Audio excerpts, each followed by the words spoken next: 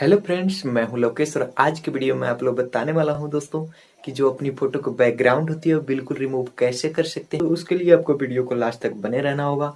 तो वीडियो को लास्ट तक बने रहिएगा और हमारे चैनल को भी सब्सक्राइब कर दीजिएगा।